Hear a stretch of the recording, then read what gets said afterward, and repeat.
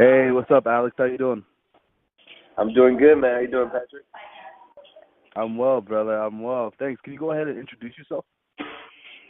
Yeah, my name is Alex Morris. I'm from Lex on Deck, Brooklyn-based indie label. Cool. And what do you do at Lexon Dex? What type of label are you, and how do you help your clients? Sure. So we're an indie label of about 25 independent artists spanning various genres. And essentially, what we do to select our artists, we wanted to build a team of a diverse representation of music, but also of styles and of voices. And so we kind of handpicked each of our artists to be kind of unique, unique voices. Like even though we have rappers, we have pop artists, we have singers, songwriters, they still stand out even within their own genre. So even our hip hop artists, Right. you'll see a lot of rappers a little bit different. Some of them experiment with electronic music, for example, and so on. So we kind of representing, kind of the true indie artists that, that is doing their own brand, producing their own unique music that's not doing the same old cookie cutter mainstream kind of style of music where, it sounds like the last five artists on the radio.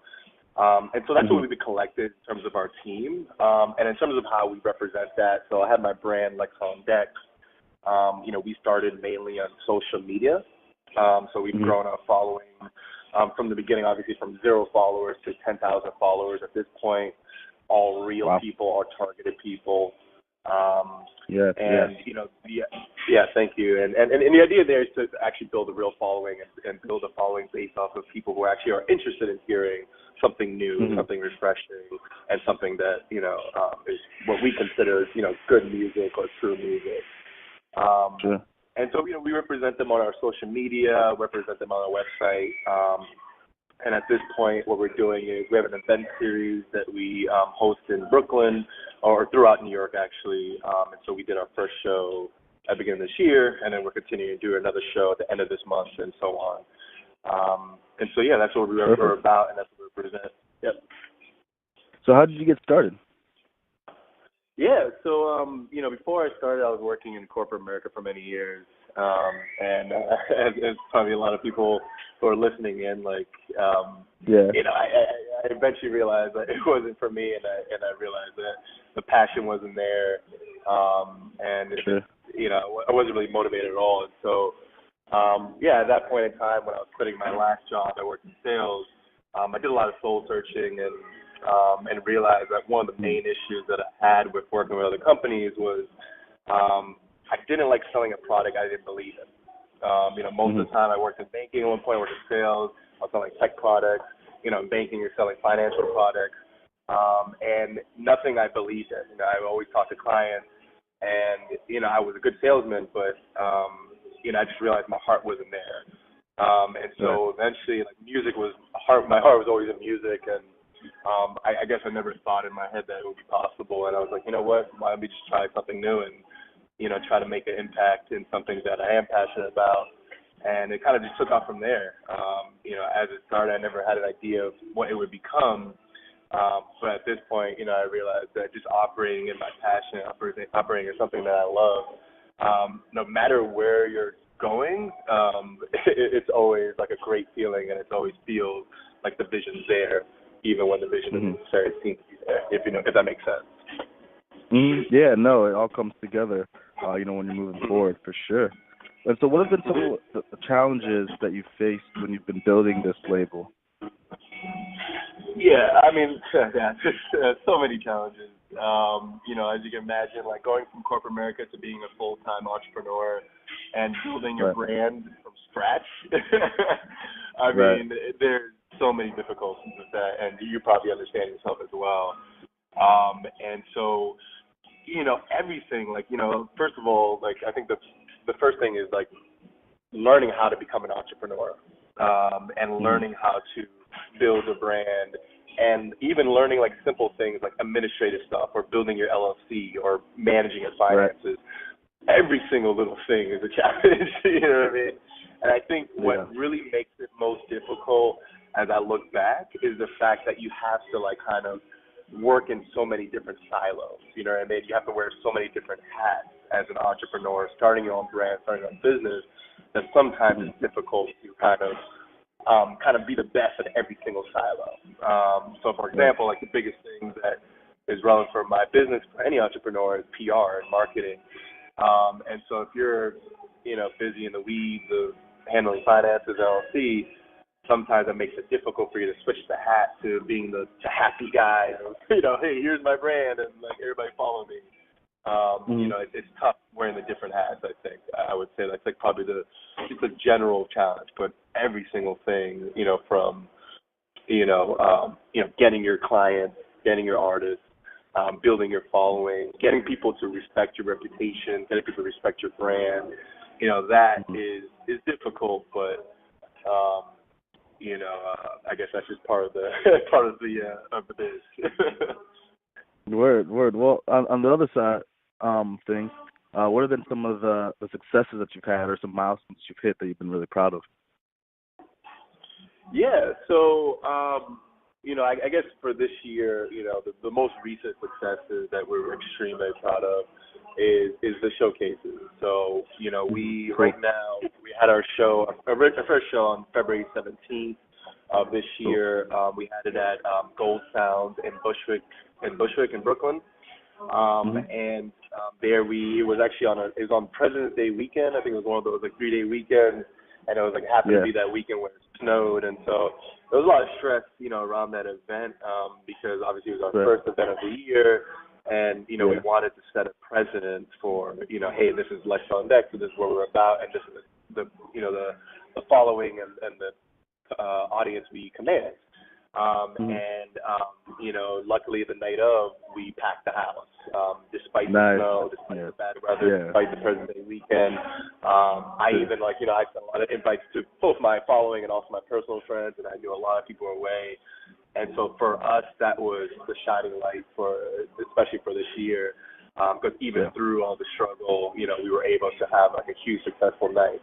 And then since then, what has transpired after that is we've gotten a lot of offers to continue our shows into an event series, which is what we're working on right now. So we have a show on April 28th. So if you guys want to check that out at Bushwick Public House, again in Bushwick, it's going to be a basement party. It's called Lex on Deck Presents a Basement Party. So we're taking it back old school, sing, kid, and play, kind of that style. It's going to be a hip-hop show, R&B show, a lot of dancing, a lot of excitement. And so we're excited about that because now we have an event series to work with. We also have a show following that on May 4th as well, to be announced, the venue space. But we're also working on a video release party for one of our newest artists. And so that's been a great thing for us. Another couple of other successes we've had is we've just recently been working on launching our videography services. And we've actually officially hired our first official hire of Lex on Deck to help us with those services. We have an amazing, talented editor by the name of, actually, I think you're familiar with her, of Ray Fontaine. She's dope. You're very familiar with her, It's funny. I was thinking about it. I think that's when I first met you. Might have been the second time I met her, which is funny. Oh, cool. That's awesome. It's awesome how that works. Everything comes full circle. It's funny how that works. But so we added her to our team, and that's been something that we've been kind of been working on in the background. Is what we try to do for our indie label, right? Is we're trying to maximize exposure for our indie artists, try to get them connected to blogs and radio. But we're also trying to give them the tools to get to that point, right? So, we have our social media and we have blogs and radio that follow us, and that gets them those contacts and that kind of press. However, depending on the level of content they create, it goes so far as how much they can be seen. And so one of the biggest things that we care about at Lex on Deck is visual. Everything that I promote on my social media is all visual. Every video, everything on Instagram, you can't put a sound contract, you have to put a visual thing. And even so, one of the things that I always encourage artists to do is to stick to more visual, because at the end of the day, what the listener wants is to connect to the artist. So if they don't know what they look like or what they're about or where they're from, it's hard to establish a connection. So, now we're launching our videography services, and so now we already have a few videos that we've worked on, that we've released, but we're excited to see that come to fruition as we work with Ray Fontaine this year and get even more and more visuals for our viewers. For sure. Cool. And so how do you help your artists outside of the videography? How do I help them outside of videography, you said? Mm-hmm. Yeah, so again, like I think I mentioned a few of the things. Think of it this way, the way I kind of describe my role is that I represent and manage my artists. So if you think of a manager, I do anything that you can imagine a manager might do. And so the way that works is that, day to day, what I'm just doing consistently without getting input from my artists is I'm growing my social media following. I'm promoting every single day a different, track or blog, post or something like that of one of my artists.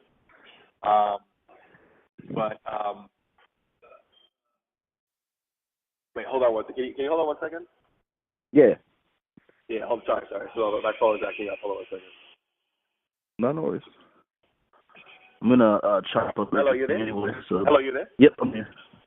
Oh, sorry. My Bluetooth is always acting funny, so let me know if I'm cutting off. You were fading off for a second, so I apologize for that.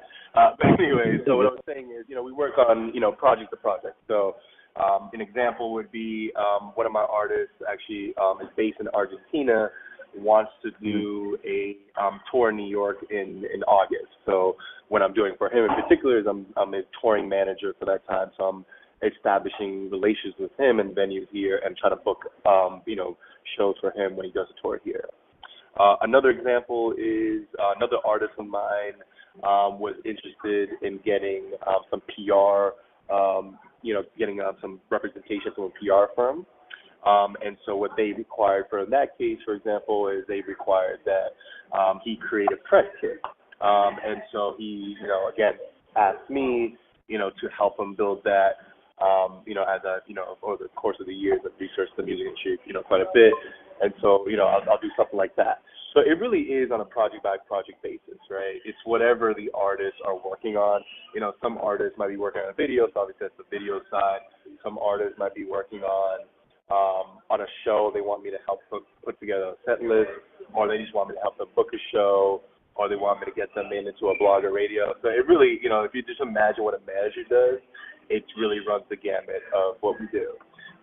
But, just in general, what we do day to day, though, is, again, we're focused on growing our brand, growing our shows that we do for our Lex on Deck showcases, and growing our connection to blogs and radio. So that's the day to day. And when it comes to artists, again, it's a project by project basis.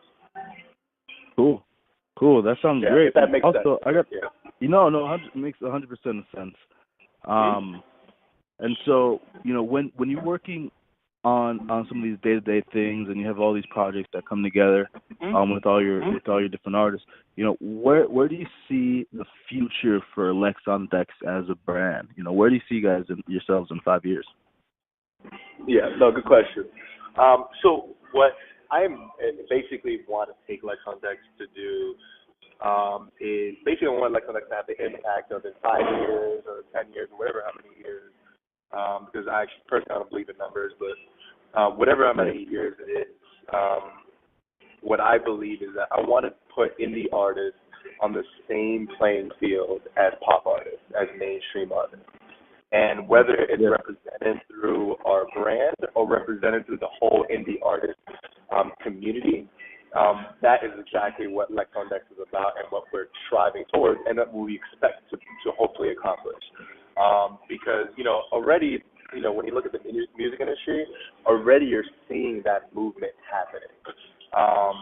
But, there's a lot of voices that are separate and distant and not, there's an indie label in in Arkansas or something. You know, there's indie label over here, and a lot of them mostly are in Cali at this point. You know, and stuff like that, and they're kind of disconnected, and which is not necessarily a problem because obviously that's kind of how indie labels have to start. But what I hope is that in the future is that there's a connection where instead of hearing about the Sonys and the Aristas and the so ons, right? I want to hear about the Artispreneurs and the Lexon Dexes and the One Iron Man projects. Like I want to hear about those indie labels, and that's what we really want to do because the reason why we focus on that is the indie artists are the ones who are making original, high quality, like out of the box music. You know, when I think about music, when I grew up in the '90s, every music genre when we grew up was revolutionary. Hip hop, EDM, rock and roll, like everything was new, and like all these bands kept making new music. And that's not to diss like the current state of music, but there's not a lot of innovation. And I think if we work hard and if we're already seeing the movement happening with people like Chance the Rapper and all the SoundCloud rappers and all the SoundCloud musicians, if we continue that in 5 years, we'll see, like, when you listen to the radio, we're hoping you're not going to be listening to 5 people who sound like Usher and I love Usher. Usher's cool, but we need more representation. Definitely. Exactly. There needs to be just a little bit of differentiation. And it's so easy to do it because now we have so many fucking platforms, so many radio stations, so many, visual, like Facebook Live and YouTube Live and then all the TV networks. We have the space to do it, but obviously the problem is that the people who run the industry, like the Sonys and Aristas, they're preventing it and they're purposely, like, monopolizing the market so that it makes it more and more difficult for Lexon Dexter to exist. But the way I think we could overcome that is if Lexon Dexters do team up with, again, artistpreneurs and continue to do that front and continue, with other groups and there's like a bunch in New York, like Trouble FM and New York City Grind and so on. If all those teams actually like all linked up, then like, like the music industry would be so much better for the artist and for the listener. The listener would like be refreshed and rejuvenated, and the artist would get to do the music they want to do, get to love music again. Because most artists now don't love music anymore because they are not able to do what they want to do. Yeah, and it's tough having to sometimes take on that extra job and stay focused and still do what you love. But, exactly. Where do you see artists making strides in the future? How are artists going to be able to become the next Chance the Rappers? Assuming with help with companies like yours. Yeah, no, and that's a great question. And so, the thing is, we have a lot of examples that I think we should follow, right? And Chance the Rapper is obviously a great example, but there's tons of other rappers that. We're sticking on rap, but like just musicians in general that are coming out now. Yeah. And what's happening now with the indie artist space is people are focusing more on creating their own brand. And that's what Chance the Rapper is the shining light of, right? He created his own brand. And he created his own, like, especially in the beginning, you remember like the acid rap and like that unique style, like a lot of it was like church rap too, and like it was coming, it was very different, distinct, but it's still not. You know what I mean? It was like church music that knocked. So he was building his own brand, right? So obviously it starts with the sound. He also built the image up too. He had like the hat. He was very, talking about church a lot. He was always like has videos about his daughter and stuff. He's like this very, homey type of guy, just real dude, but also like real shit too. Right. So, he built his brand. So I think that's the first step that every indie artist or every artist in general, I think, who's trying to make it now in this landscape, I think that's like the first thing you need to focus on. Back in the day, you didn't have to focus on building a brand because what would happen is, you're 15, like Usher, when Usher was 14, and I think got signed originally by Diddy or whatever.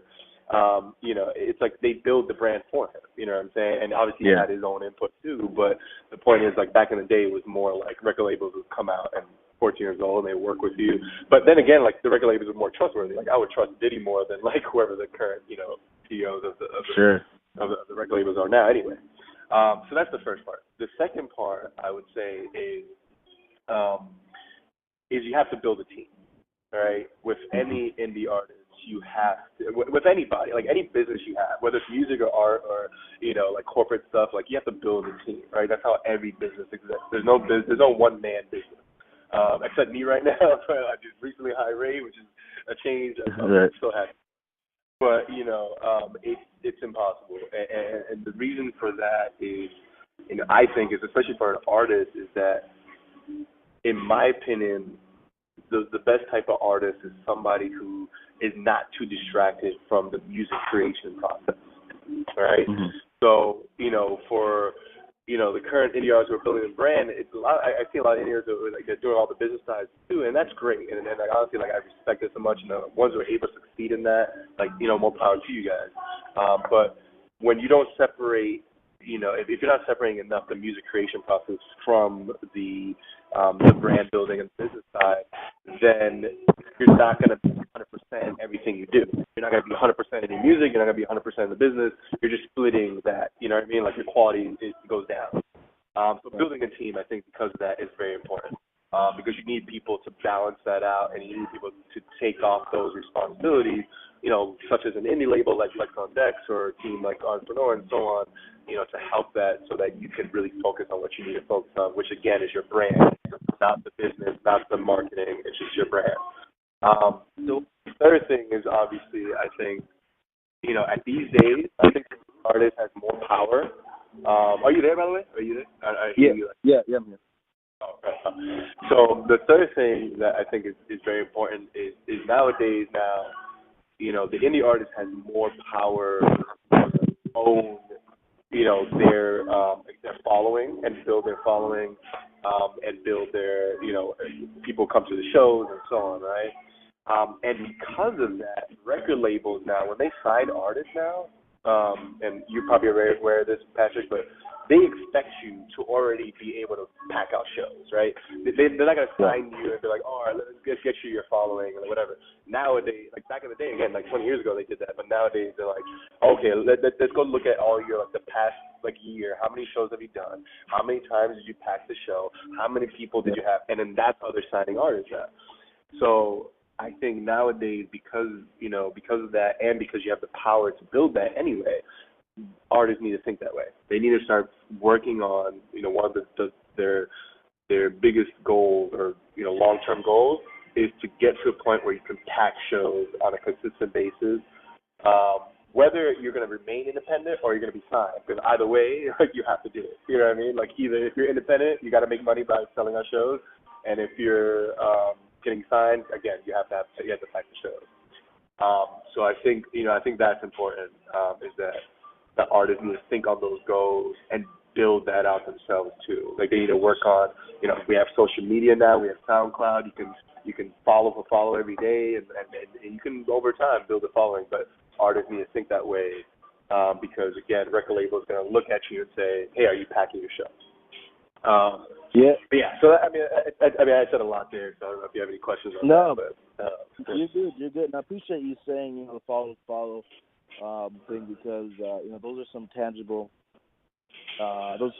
things that bring results to artists. And what are some other tangible things that artists can do to build their brand, or get them in a position so they can have shows. Hey Patrick, I gotta cut you off for a second. I'm not hearing you clearly at all anymore. Can you say? Okay. Can you hear me now? Yeah, I hear you perfect. Yeah. Okay, great. So what I was saying is, thanks for that, because the follow thing, because that's an example of a tangible thing an artist can do to grow their following. What are some other tangible things that artists can do to build their brand, and what can artists do to get themselves in a position where venues are willing to hire them for shows? Say the second question. I missed that. And what can artists do to get themselves in a position where venues are willing to hire them for shows? Got it. Oh, yeah. Cool. And then what's the first question here? Sorry. Yeah, no problem. And the first question was, what can artists do to build their brands? Got it. Oh, okay, got it. I got that part. All right. So in terms of building the brand, right, I think I've listed most of the things, right? It starts with content. It starts with, well, even before content, it starts with you actually figuring out what is your voice, like what is your unique story you're telling, right? So that's, you know, again, that's less tangible, but that's very important because most artists come to the gate without even knowing what their sound is, and then they do 5 different sounds, and they already lost. You know what I mean? And I meet so many indie artists that want to, you know, collaborate with us and stuff like that. I'm like, listen, I'm sorry, but I don't know who you are because you don't know who you are. So, you know, that's the first step before anything. And then everything else becomes, the intangibles become easy, right? In terms of the tangibles, what you can do building your brand. So, again, I mentioned social media. So that's the obvious thing. You need to work on Facebook, Instagram, Twitter, and then obviously SoundCloud and YouTube and grow that. And I think that's very straightforward. Most artists are already doing that, so I'm not going to go into that too much. But you know, mainly, just the main point about that though, right, is when you're using social media, it's not about just getting numbers of followers, which I do hear across the board a lot from any artists, like, oh, I'm scared about I only have 200 followers. Like, that's not the point. Like, the point is not about the numbers you get. It's about the type of numbers you get. If I have 500 followers, but 100 of them are blogs and radio, and you have 10,000 followers, and 8,000 of them are bots, and 2,000 of them are not real people, then I have a better following than you. Like, hands down, no matter what. Even a record label's going to look at that and be like, you know what, forget this guy, Patrick. So, you know, that is something that, you know, I mean, it's actually, I just put that as an example. No, you're good. Like, I kind of went hard. But you know what I mean? Like, so, you know, I think that's something important is that when you're building your following and when you're connecting, whether it's on social media or it's in person, you need to actually engage with your audience. And so what we do in particular, and a lot of indie artists know this, but, you know, you should be, when you're getting your followers or targeting for your people, you should be picking actual people. You should be picking actual people that like your genre. People will actually download music. People will actually go to shows. That's what Lex on Deck targets for. So most indie artists need to think that way because what's the point of gathering followers if none of them are going to your shows? What's the point of gathering followers if none of them are purchasing music, right? There's no point. So that's like the first, what's the one big thing I'll say, social media. Everything else I think is obvious. The other part of it that's the most important part that I didn't even mention on this call that I forgot is like the main thing that I do and that I get all my Lex on Deck artists to do is you have to network. You have to get your face out there. You need to go to as many networking events, as many, you know, concerts too, even concerts. Go to indie concerts and meet other artists to collaborate with, or meet other artists who might even be like, you know what, we have an empty spot at our next show. You know, that's, you know, I know you mentioned the second question of like how do you get shows. That is a show. That's a way how we've gotten shows for some of our individual artists. So that is very easy. You know, you just got to get your face out there. You know, the more people you talk to, like the only thing that moves your business at the end of the day, like all the stuff we talked about, the only thing that moves your business at the end of the day, and Patrick, you know this too, is people. People move your business. Your clients move your business. Your customers move your business. Your following moves your business. That's how it moves, right? So when I think about networking, I think about the same way. I think about those people when I go to a networking event. I'm thinking about those people as people can potentially move my business. And I've gotten radio interviews based from networking events I've gone to. I've gotten blog plugs from networking events I've gone to. I've gotten show opportunities from networking events I've gone to. So, you know, that is like, I'm surprised I actually mentioned that at the beginning of the call, but, you know, I woke up a little late today, but that is one of the main things like indie artists need to be doing.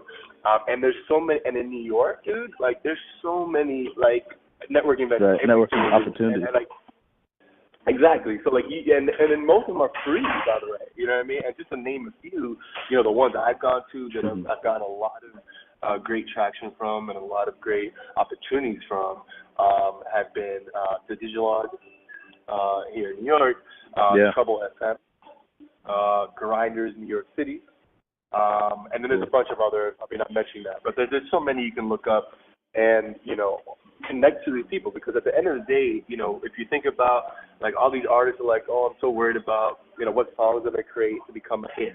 What people, you know, what I got to do to grow my following and stuff like that. No, like, the only thing you really should, like, the only thing you should really be stressed about is, did I meet enough people today? Did I talk to enough people about what I do? or like just let me just get to know enough people and get advice from other artists or other, whatever, and you'd be surprised what opportunities come out of that. So to your second question about like how do you get venues to start booking you and stuff. So the way we got it is partially that, right, from going to networking events and meeting with so many people, but also just go to a venue. Like, just go to a venue, go to a cafe you like, go to a major venue you like, chill out, get to know the owner, and just see what's up. And by the way, that's how we got to our show. So, like, right. And that's exactly how we got our show. So, like, just doing that is just like, entrepreneurship and just making it in life is 80% of it is just being there. So if you actually get out of your basement and go to a venue and just be like, and just talk, and don't even bring up your music. Like half the time I don't even bring up music when I go to these venues, and I just, develop like a cool, vibe with the owner or a good conversation, and you'd be surprised by the end of the conversation, whatever you pitch to them, they might be down with. And now we have like currently like several venues that we talk to because of those efforts. So for any of the indie artists, you got to get out there. You got to get out and talk to people. Awesome. Getting out there is key, man.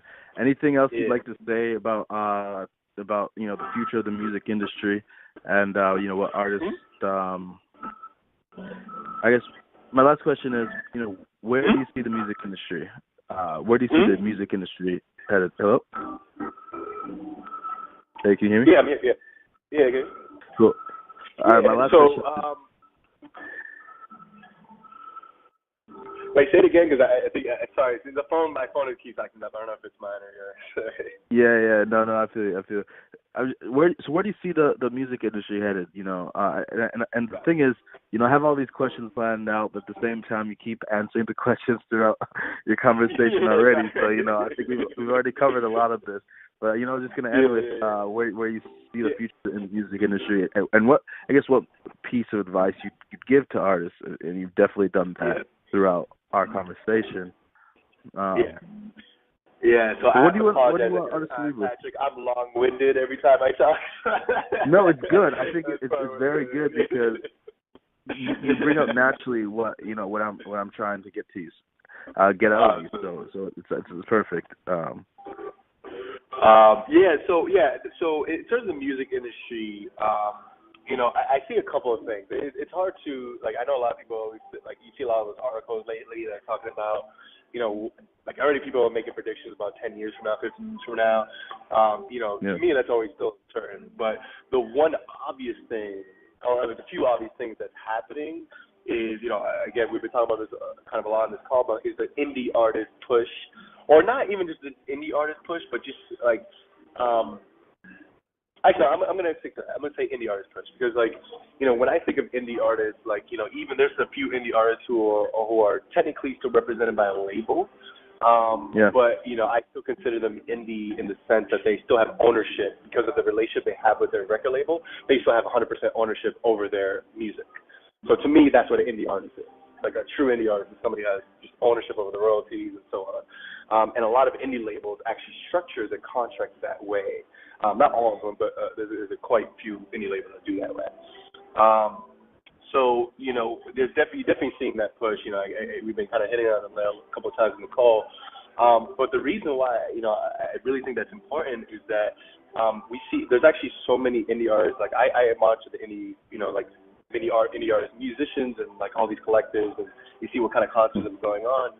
And there's so many of them that are going straight from SoundCloud to the stage. And obviously they're building a following. They're probably doing local concerts to start off and stuff. But now they're getting like festival concert input. Some of these guys are at South by Southwest.